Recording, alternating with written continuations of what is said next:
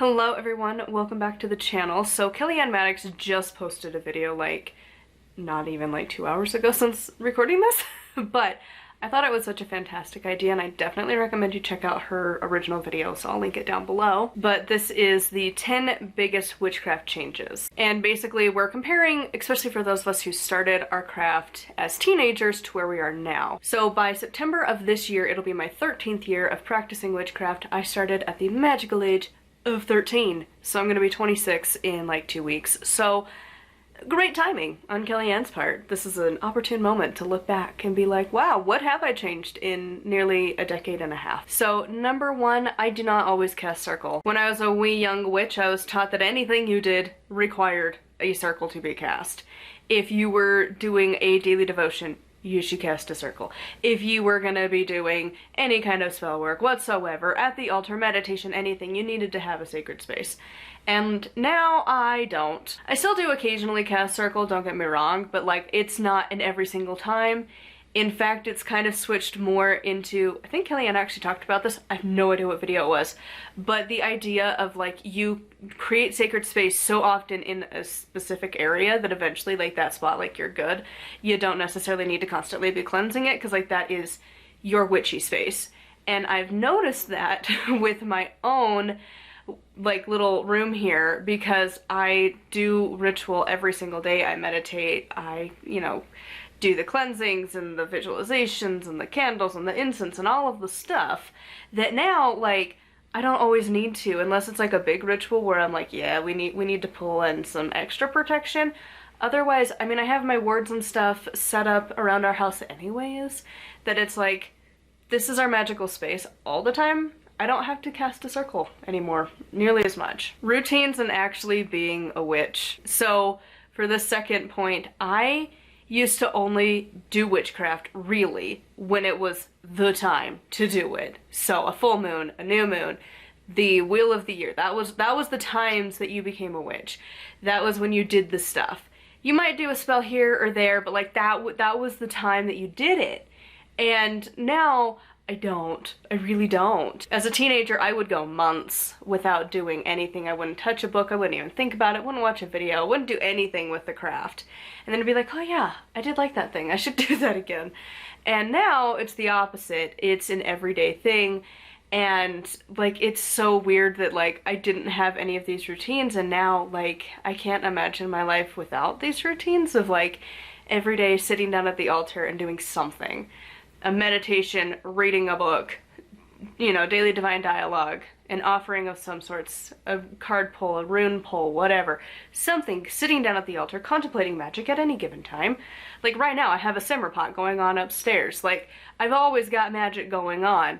So, like, it's so weird that, like, it used to just be, like, this fleeting thing I would do, and now it's every day, all the time. Which kind of leads into the third one, which is witching away from the altar. I could not really imagine doing like some serious magic without always having to be at the altar to do it. Like occasionally I do like the affirmation tea spell where like you'd make your cup of tea and then you'd, make a pentacle with like your sugar and like stir in your intentions for the day, and that was it. That was all of it. But now it's down to when I'm cleaning the house, it's energetic cleaning and physically cleaning simultaneously because ain't nobody got time to sit there and do it twice. Like, it's a small house, but it's a big house. It's a lot of stuff. And so if I'm already vacuuming, why not visualize as I'm cleaning up dust and dog hair, like also like gunkety energies that are cluttering in the corners where like naturally the dust and fur and stuff is collecting too. Like that idea of like if your space is cluttery, then like mentally you're cluttered, so like as you clean through the one, you clean through the other. Applying that magically, even down to like if I'm mowing the lawn, we're cutting away excess energy and stuff that we no longer need and no longer serves us. Like everyday activities have taken on like a witchy meaning, and using that magically, not just like in theory. Like as a teenager, that would have been too much effort and too much time, and you needed to have a huge separation between your magical life and your mundane life. There's a definitive line, and now it's just a beautiful collage of like random crap together. Number 4, I hated gratitude practices. I thought it was the stupidest thing ever. If you had told teenage me that the way to deal with life is to practice gratitude, probably would have told you to F off, because no, like it doesn't matter. And now it's the opposite, where I'm like, dude, 90% of my life is based on a gratitude practice. I don't love it, but it totally works. And like having gratitude often, like it's such a huge game changer. Teenage me would not have been on board with that. Like, what do I have to be grateful for? I have no friends, I'm bullied, nobody likes me, like school sucks. And now 13 years later, it's like the polar opposite. I'm like, dude, calm down. Along with that is point 5, which is a meditation practice. I knew meditation was important, but honestly, like, I didn't love to do it for a very long time. And the only meditations I would do was like astral meditations, where like you have like the very visual things that you're doing, and that was it. And even then it was maybe once a month, if that, opposed to very often, especially going through Inner Temple of Witchcraft. Every freaking day you've got a meditation to be doing. But like on a whole, like I'm doing way more meditation and I'm way more fine with it. And even more recently, like past 5 years, as I started to try and do Inner Temple of Witchcraft, I had such an opposition to meditating. Like, I didn't want to be in my own head. I didn't want to be stuck inside of myself. Like, that was not a safe place to be. I didn't want to be stuck there. Which is like such a huge red flag of like, you need to do some shadow work and like just take a breath and like, you know? But now I'm totally fine with it, and it's like, yeah, meditation's pretty nice, dude, though. Like, it just kind of brings you from like crazy to like just calm. But teenage me would not have been on board with that at all. Number 6, I don't think teenage me would even accept my answer right now, which is I'm fine being solitary. My quest for a coven or a group of witches, I don't care anymore. I spent so many years wanting that, and you would see it, and people would get together with their covens and with their witchy friends, and they would do all of this stuff. And like, there is a part of me that I think will always be envious, because like it sucks not having people close to you, and like to not have that experience is really not fun. But at the same time, like, I've given it up. Like, I don't care. And anymore, I love the freedom that comes from being solitary. Like, occasionally, if my fiance's feeling up to it, we'll do a ritual together, because truly he is, like, there's a reason I'm marrying this guy. Like, he's the only person that I'll probably end up doing a lot of witchery stuff with, and maybe my mom if she wants to. But, like, other than that, like, I don't feel the need anymore to go to a local group and do their rituals, because 9 times out of 10, it's not a practice I even do. They have their own very specific tradition, and, like, I've tried so much, and it never feels, like, good over there. It's always kind of weird. And like, there was one group that I tried where they had like 12 indoor cats, and I'm only mildly allergic to cats, but like, that was to the point where I was like, do I need to go to like an urgent care and be like, can I just like have you prescribe me like an EpiPen in case this gets worse? Because like, yeah, I can barely breathe right now. Like, I've had anaphylactic shock, so I know the range of getting there, but like, it's like, it was not a good time. And like, some of like the jokes and humor of the crowds out here, I don't know if it's changed because it's been a long time since I tried, but like, they're very not my people, not my speed. I'm not, again, it's probably because I'm on the ace spectrum, like, I don't care. And so like, they're very open about stuff that like makes me uberly uncomfy, because like, again, if you're ace, typically you're not, like, it's something you'll just never really connect with, and like, it's just rough. And so to have groups constantly pushing that, like, I don't care. I really don't. And like, it was still mostly like a sermon, more of like the Catholic ones where you still have like some stuff to do, like stand here, sit here, say this, sit down, like, you just do that. But in a witchcraft sense, like, I didn't love it. I'm over it. I'm fine being on my own, doing whatever suits me whenever it suits me. If I wanted to celebrate and do something today, I could, because it's a Thursday, it's Thursday. What am I gonna do to honor Thor today, you know? Number 7 is my altars. I don't know that teenage me could even handle the fact that I do not have a single seasonal altar. I have multiple altars going on at any given time. I do not have any that are specifically for the season. I have not set up a summer solstice like altar. The most I did was during my summer solstice celebration, and even that was pretty mild. Like, I had a god goddess statue, some candles, crystals, and like a colored cloth, and that was it. That was it. And if you've seen my altar tours in the past, I used to do these beautiful, elaborate spaces, and now I just have a very functional altar cloth, and like, it gets cluttered constantly, and I change it up like every week or two. But like, it's a functional altar. It's what am I using? What do I need? What am I doing in my craft right now? Not necessarily like, oh, it's the season, we need to have this and this and these colors and this stuff. No, it's just practical. Just like, here's a tea light for each of the deities I'm working with. Here's the deck of cards I'm using right now. Here's my set of runes I'm using right now. Here's my cauldron that I'm using, and like, whatever.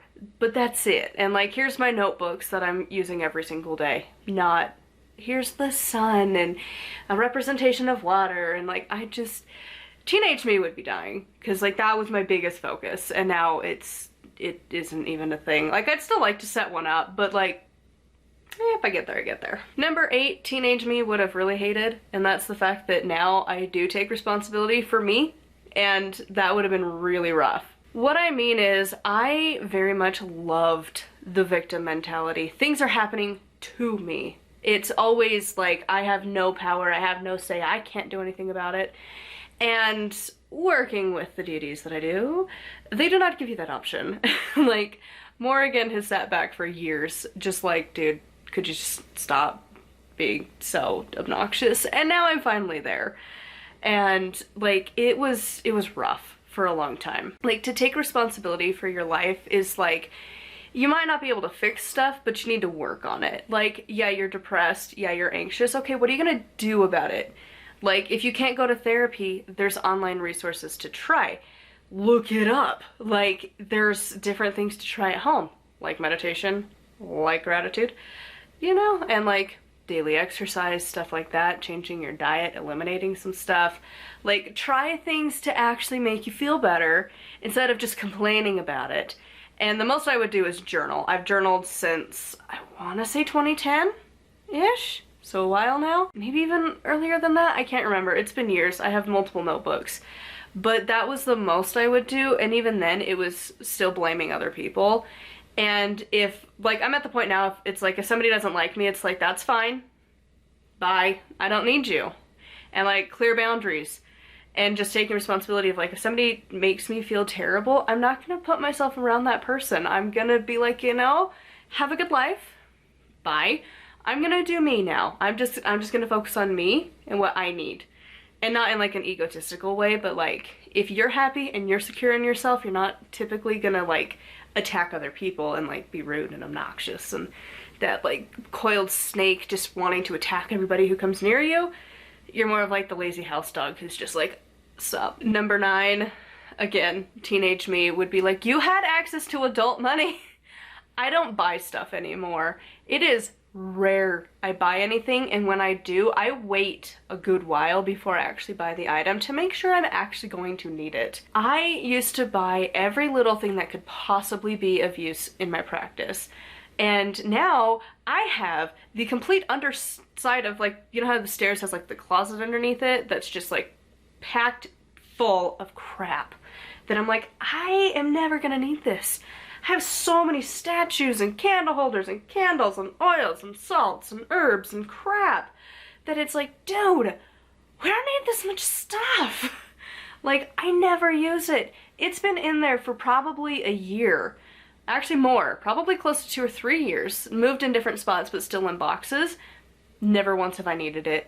My basics, I have and I use, and I've learned that like if I'm gonna add something new into the practice, I really need to make sure I actually need it before I go out and impulsively buy it. Even like tools and spell stuffs, I'll be like, can I just replace it with something I already have? Also, I mean, we are being a little more conscious with our money right now, but even then, it's like, I just don't need to collect a bunch of stuff that like I don't need. It could go to somebody who does need it. Like, I'm kind of on a no incense buy until I get rid of the entire box, like box of incense that we never use, and it'll be like we go to a witchy store and we buy more, and it's like, we don't need to, we have a bunch at home. Like, just stuff like that, that it's like, teenage me would have been like, but we need it, we need to try this, and what about this, and this, and this, and this, and just like a little kid in a candy store of like, witchy stuff need to buy. And like, Amazon has so many more witchy items now, and like Etsy and stuff, and again, access to adult money and the ability to go places. And it's like, now I just kind of take a step back and I'm like, no, I don't really need that. Once in a while I will. We have a road trip planned, and you know, if we happen to be near a new witchy shop, I might go look around and see. And typically I will buy something simply because I want to support a small business, not necessarily because I need something. So I'll buy something typically that's either been on my list or something small like a little box of incense, because inevitably I will use it. I use it every single day. It's taking me forever to get through it. Or like stuff I need that I know they're gonna have. Like, I need to get charcoal discs. So if we go up there and there's nothing that's like, ooh, we don't have that at home, I'll buy charcoal discs because I need it. And then lastly, I think teenage me would have an absolute meltdown over this very last one. I use alcohol occasionally in my craft. Not often, and it does have to be for specific purposes, and it does matter where I am mentally, because I do kind of sway on the borderline of like, how do I want to use it in my craft? Because some days, if I'm feeling very against the world of drinking, because I do have a lot of people who are heavy drinkers, to be putting it lightly, in my family, that it's like, that is really good energy to use for banishings. Like, when I'm feeling mad at the world and you use like straight shot of whatever, like we have like a sour apple vodka, like I'll use a shot of that in part of like a banishing, like, get it out. Because like, it's a negative energy, it's a negative emotion, it's a negative thing. Gonna use it towards that kind of a magic. But then also sometimes, like, I do like to have like a glass of margarita mix and like a nice, not dry glass of wine. Like, there's a handful of drinks that I'll have, and when I'm feeling more okay with it, because again, it sways depending on what's going on in my life. If I'm more on the okay with it side, then it'll be a very elaborate offering of like, I normally don't give this, but here's a cup of wine. And teenage me never would have even thought of touching alcohol after seeing what it does to people and how drunk people get and how terrible they act and how terrible they treat you and the wonders that they forget because they were too drunk to remember. Like, teenage me would be appalled that I would even think to consider touching alcohol.